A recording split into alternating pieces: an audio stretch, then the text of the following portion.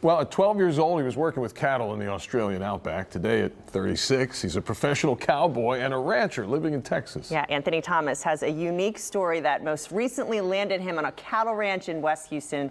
He's joining us this morning. Anthony Thomas, thank you for joining us. Yeah, thanks for having me, guys. Oh my gosh, what a unique story. So you were born in Malaysia and then lived in Australia.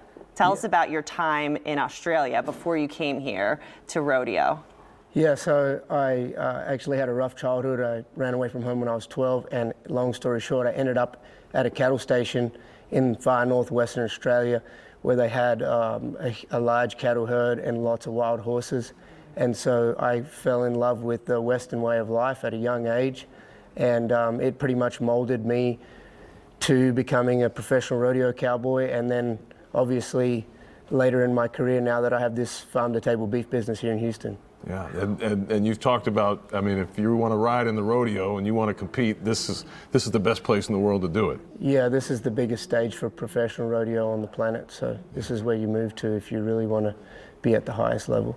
So tell folks about your experience in rodeo, because you just said you've had a lot of injuries to Yeah, well, bareback riding in my sport, it's a very aggressive, violent sport. It takes a lot of finesse and self-control and determination, and so there's lots of injuries that come with that. Your hand is tied in on the bucking horse, and the horses are genetically superiorly bred to buck hard and compete at a high level and perform at a high level, and so your hand is tied to the animal, and so if you get bucked off or get out of rhythm and timing, it's pretty violent.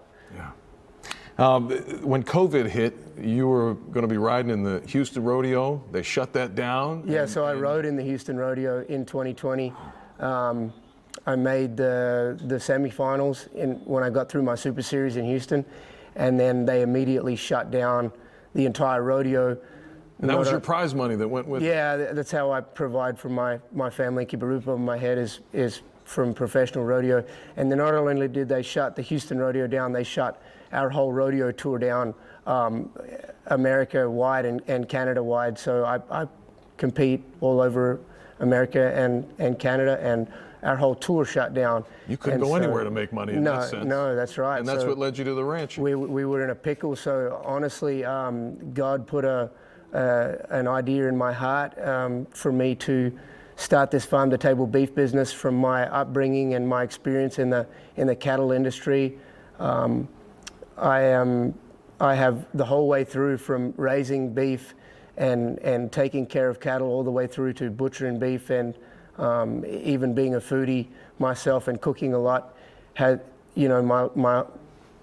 life has put all of the pieces of the puzzle together to start this farm-to-table beef business, and it's just been a huge blessing, and it's been very successful here in Houston. You sound very passionate about your business. Tell us about how the beef that comes from your ranch is different from anything that you may find in a grocery store. Yeah, so it's way different. You know, being a pro athlete my whole adult life, I'm very passionate about not giving my family harmful chemicals and liquids and steering my family towards a healthier style of living. And when I moved over here from Australia, you just notice all of the stuff that's in the food over here in the stores and how different it is from the real thing, especially growing up, you know, raising and butchering my own beef. And so the beef from our ranch, from our farm-to-table beef business, is completely different than anything you would buy from the store. It doesn't have the preservatives and the liquids and the chemicals in it. And then the flavor profile, of course, is a massive plus to that as well. You really can't put a price on knowing exactly where your food comes from, exactly who it comes from, and who you're supporting by supplying, you know, getting your family's supply of food from a single family Texas-owned business. That's what we're talking about, supporting families. It's a family-owned ranch, family-owned butcher. And when you work with families, they're not just calling and saying, Anthony, I need a steak. Right. I mean, you're really like a consultant about what the family really needs and wants. Yes, sir. So we don't, we're not a wholesale beef business. We don't provide to restaurants or grocery stores. This is direct to consumer beef. So I'm the rancher and I'm dealing straight with the family. So typically what we sell is a quarter or a half a steer. the customer calls up and I walk them through the whole process. They're literally reserving a fattened steer from our ranch an hour from here.